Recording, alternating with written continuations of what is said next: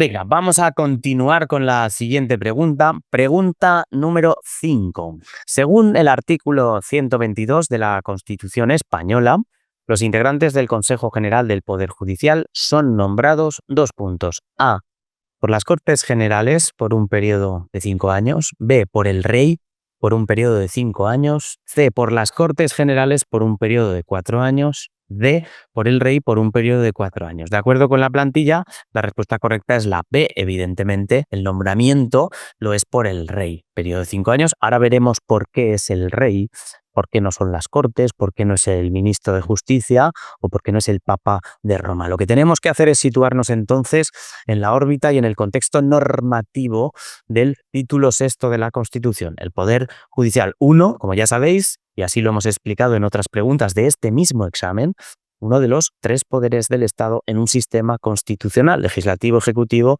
y judicial. Pues bien, la Constitución española dedica al Poder Judicial un título entero, el título sexto, a continuación de la regulación, inmediatamente seguido, ¿verdad?, de la regulación de las Cortes y del Gobierno y de las relaciones entre ellos. Cortes, título tercero; Gobierno, título cuarto; relaciones entre ellos, título quinto. Pues bien, el artículo 117 es la, digamos, idea fundamental, la enunciación primera. Esa justicia emana del pueblo y se administra en nombre del Rey por unos jueces que ya hemos visto que tienen que ser independientes, más inamovibles, responsables, patatín y patatán. La independencia es uno de los pilares fundamentales de sostén, de soporte, de cimiento del Estado de Derecho, porque de una u otra manera la independencia va a garantizar que los conflictos intersubjetivos, interpersonales entre ciudadanos o entre ciudadanos y el poder, entre ciudadanos y la administración tributaria, la administración de seguridad social, la que sea, se resuelvan esos conflictos aplicando la ley, normativa, objetiva, impersonal, leyes impersonales y no decisiones políticas, no se resuelvan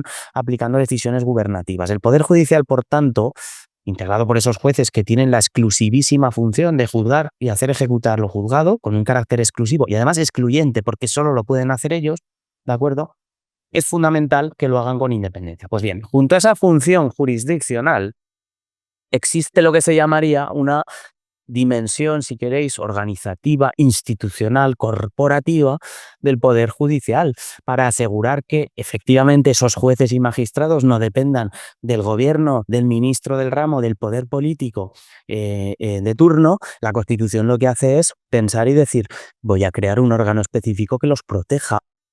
Perdón, voy a crear un órgano encargado de velar por la independencia, un encargado de gobernar el Poder Judicial. Pues ese órgano constitucionalmente previsto es el Consejo General del Poder Judicial, ¿de acuerdo? Es el órgano por el cual nos preguntan ahora acerca de sus integrantes, ¿sí? Bien, si nos vamos al artículo 122, sabemos aquí, o sabemos por este artículo, que como se caracteriza este órgano, es órgano de gobierno de los jueces. La composición de este órgano responde a un modelo que fue diseñado en su momento precisamente para garantizar la independencia del sistema judicial frente a otros poderes del Estado, ¿de acuerdo? Presidente del Consejo es el presidente del Tribunal Supremo, es una doble presidencia y además no solo eso, sino que son 20 vocales, por tanto hay 21 miembros, que estos vocales a su vez proceden de dos grandes grupos. ¿Por qué? Son 12 más 8. ¿Por qué 12 más 8? Porque 12 deben ser jueces o magistrados entre todas las categorías, pero 8 son juristas de reconocido prestigio con más de 15 años de ejercicio profesional, bla, bla, bla. Entonces, la Constitución lo que hace es fijar las líneas generales, mientras que después la ley orgánica es la que va a regular el detalle, el procedimiento de elección, el funcionamiento del Consejo. Entonces, el objetivo declarado de esta composición mixta vendría a ser, se ha dicho que es combinar el conocimiento interno y la legitimidad propia de los miembros de la carrera judicial con presencia de juristas externos que puedan aportar una visión más amplia del sistema jurídico en su conjunto, no tan corporativa, es decir, ajenos, extramuros de la carrera judicial, ¿de acuerdo? Bueno, pues uno de los aspectos fundamentales, una de las preguntas anteriores, hablamos mucho del Consejo, así que no me voy a repetir, porque hemos hablado del Consejo del Poder Judicial en la pregunta 3 y también en la pregunta 4, pero sobre todo en la pregunta 3, ¿de acuerdo? Pero bueno, en cualquiera de los casos, una de las cuestiones importantes que tenéis que tener en cuenta es el tema de ya lo diré, del mandato, la duración del mandato. La Constitución lo que nos dice es: los vocales del Consejo tienen que ser nombrados por un tiempo, un periodo. Ese periodo es de 5 años. ¿Por qué existe una duración determinada para este tipo de cargos. La duración tiene una finalidad institucional que es bastante clara y evidente, incluso entendible. Asegurar durante ese periodo la estabilidad del órgano, ya veis que incluso lo separa de la legislatura parlamentaria de 4 años. Por tanto, reforzar la independencia respecto a lo que serían los ciclos políticos ordinarios, ¿de acuerdo? La legislatura parlamentaria, política, legislativa, son 4 años, separar nombramientos, se busca la estabilidad y reforzar su independencia. Además, son mandatos relativamente largos, ¿de acuerdo? Con esto lo que el constituyente quiso evitar es que el Poder Judicial, de uno u otro modo, pudiera quedar sometido a cambios constantes derivados de mayorías políticas más bien coyunturales, ¿de acuerdo? Porque al final puede haber varios cambios. En España, las elecciones, tanto las generales como estatales y autonómicas, son cada 4 años, pero existen disoluciones, ha habido mociones de censura, en definitiva puede haber cambios. Entonces, evitar esos cambios constantes derivados de mayorías políticas que eventualmente se produzcan, ese mandato de 5 años trata de separarlo, como digo, de la legislatura parlamentaria. Entonces, los vocales son nombrados por el rey. ¿Por qué? Desde el punto de vista de la forma de refuerzo de la independencia judicial, lo primero que vamos a hacer, antes de explicarlo el rey, es ver por qué están descartadas las siguientes opciones. Por las Cortes Generales por un periodo de 5 años. Esto es incorrecto. Las Cortes participan, de hecho, en el proceso de designación, pero el nombramiento formal lo realiza el rey. Es decir, el rey es el que nombra. El nombramiento, aquí lo tenéis, lo voy a subrayar para que lo veáis mejor, 122.3. Hay que separar la propuesta del nombramiento, ¿de acuerdo? Por tanto, las Cortes no son quien nombra. Es incorrecta porque atribuye el nombramiento a las Cortes. Por el rey, perdón, la ves la correcta, la hace por las Cortes por un periodo de 4 años, tampoco. Primero porque no lo hacen las Cortes, segundo porque ya hemos visto que no es de 4, sino de 5. Y por el rey por un periodo de 4 años podría ser porque el nombramiento lo hace el rey, pero el mandato es incorrecto, ¿de acuerdo? Por tanto, este artículo nos vuelve a calar en la idea de que el Poder Judicial, cuando hay nombramiento, cuando hay propuesta, hay que dividir o hay que separar quién propone, quién nombra. Si os acordáis, por ejemplo, cuando estudiábamos el fiscal general del Estado, que en estos últimos tiempos, ¿verdad?, pues ha estado muy en la tele, por nada bueno, ¿verdad? A la nada bueno me refiero, porque ya sabéis que al anterior fiscal del Estado pues se le encausó por un asunto feo de revelación, fue condenado y tal. Bueno, el fiscal general del Estado, tuvimos ocasión de hablar de él en las clases. Aquí tenéis 3 elementos: nombrado, propuesta, oído. Hay que separar siempre 3 elementos. Siempre no, porque a veces no hay oído, pero 2 seguro: quién propone y quién nombra, ¿de acuerdo? De modo que el fiscal general del Estado, si yo mañana voy a ser nombrado por el rey fiscal general del Estado, la decisión de fondo, ¿de quién será? ¿Del rey, del gobierno o del consejo? ¿De quién depende la fiscalía? ¿Qué diría aquel? Pues ya está. En definitiva, la propuesta es el trámite importante, porque es la decisión. ¿Quién toma la decisión? ¿De quién depende la fiscalía? Pues eso. El gobierno dirá que sea Miguel, porque cumple los requisitos, porque es un turista de reconocido prestigio, turista con T, turista de reconocido prestigio. Por tanto, propuesta del gobierno. ¿Y el rey qué hará? Nada, firmar y por eso nombrar. Lo que pasa que en este caso del fiscal, pues antes hay que oír, es decir, informar por parte del consejo. Oído el consejo es que tienen que evacuar un informe, valga la palabra, tienen que emitir un parecer. Pero la propuesta siempre será lo importante. Si el gobierno mañana por la mañana me quiere nombrar a mí, me quiere poner a mí de fiscal, me va a poner. ¿Por qué? Pues porque diga lo que diga el consejo, es un trámite que hay que cumplir y ya está, y el rey pura y simplemente es que está maniatado. El rey en nuestro sistema constitucional, está casi mal decirlo, pero es que está de mascarón de proa, no tiene ni una puñetera facultad. O sea, manda más mi madre que el rey, ¿de acuerdo? El rey no puede hacer nada. No es que no tenga grandes capacidades, grandes facultades, no, es que el rey no tiene ninguna, es hacer lo que le ponen delante. Ya ni los discursos, porque se los debe hacer Moncloa. Los últimos que hemos visto, mirad la rueda de prensa del Consejo de Ministros y mirad los discursos del rey, y dice, pero si son la misma cosa. El rey no tiene ninguna capacidad, el rey me nombrará a mi fiscal porque lo ha querido el gobierno, ¿de acuerdo? Siempre en las preguntas tenéis que estar muy, muy atentos. No es lo mismo proponer que nombrar, que informar. Me propone el gobierno, se pide informe al consejo y se nombra por el rey. El nombramiento es un acto formal, es una firma, no pinta nada, ¿de acuerdo? obviamente el rey no puede no firmar. Es una obligación porque el conjunto de funciones del rey, las tareas que tiene, son obligaciones constitucionales. Si tiene que promulgar las leyes, pues si tiene que promulgar las leyes, si tiene que hacer la fórmula de promulgación y sanción, no puede no hacerlo. Os abro la ley del Poder Judicial. A todos los que la presente vieren y entendieren, sabed que las Cortes Generales han aprobado y yo vengo en sancionar la siguiente ley orgánica. Esto lo hace Juan Carlos porque es una ley del año 85 y lo hizo Juan Carlos, campechano, el emérito, ahora en Abu Dhabi, ¿verdad? Lo hizo hasta el año 2014, año en el que se aprueba, se adopta a decisión propia, entre comillas, ¿verdad? Lo de propia, la decisión de abdicar, la ley orgánica que resuelve la abdicación. Bien, a partir del año de esa abdicación, entonces las sanciona su hijo, Felipe VI, ¿de acuerdo?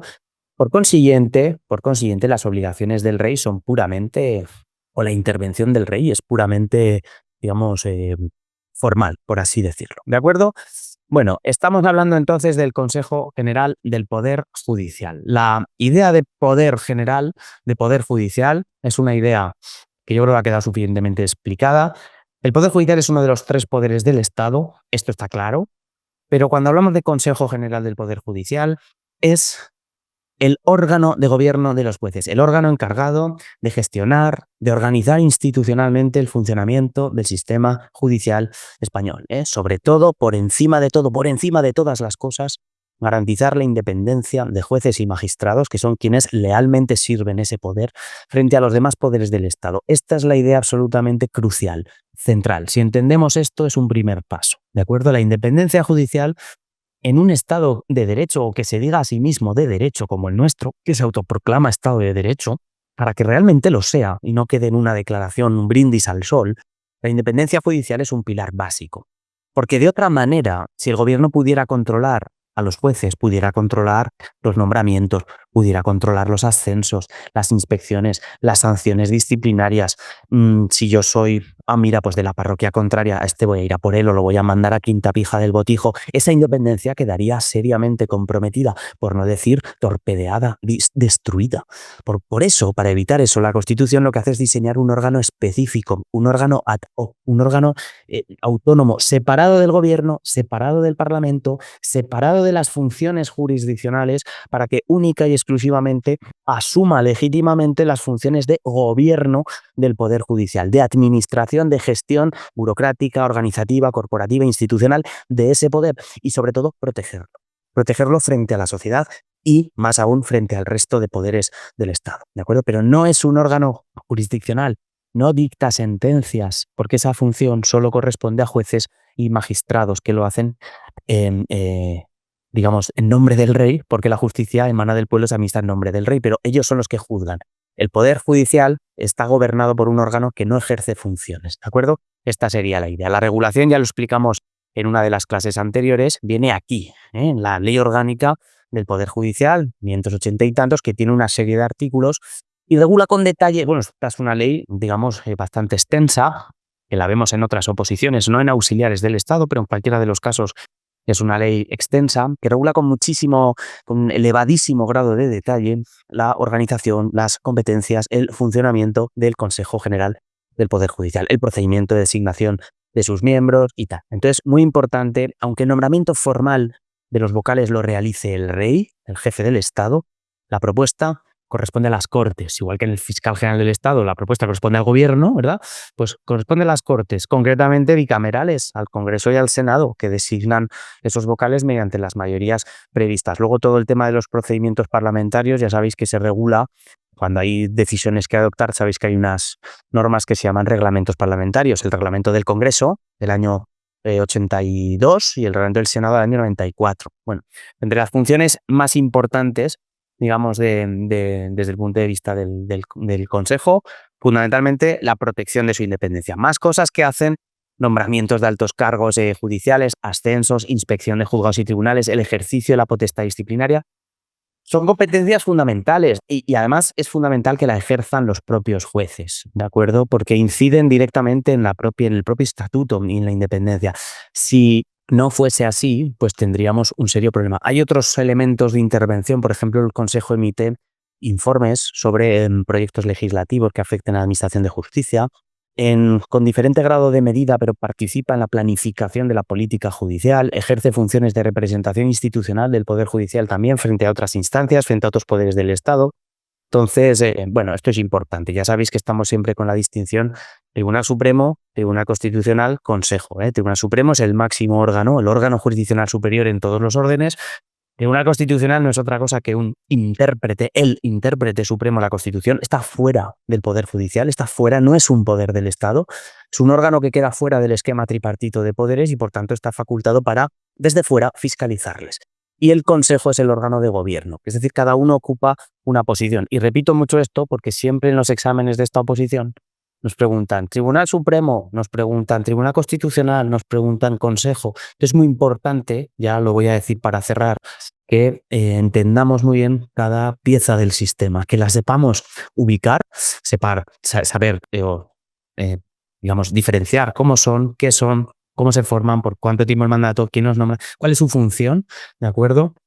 Y luego ver, pues que evidentemente cuando leamos la pregunta va a haber respuestas que no van a tener, digamos, nada más que la trampa. Pues si nos dicen que el Consejo General se pone a dictar sentencias, o a administrar justicia, a ejercer la función jurisdiccional, pues ya sabemos que no, porque es el órgano de gobierno del Poder Judicial.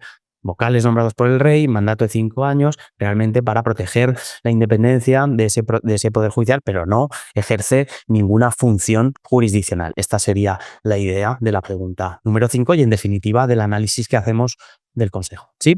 Bueno, pues explicada la pregunta, lo vamos a dejar aquí y continuaremos con la siguiente pregunta.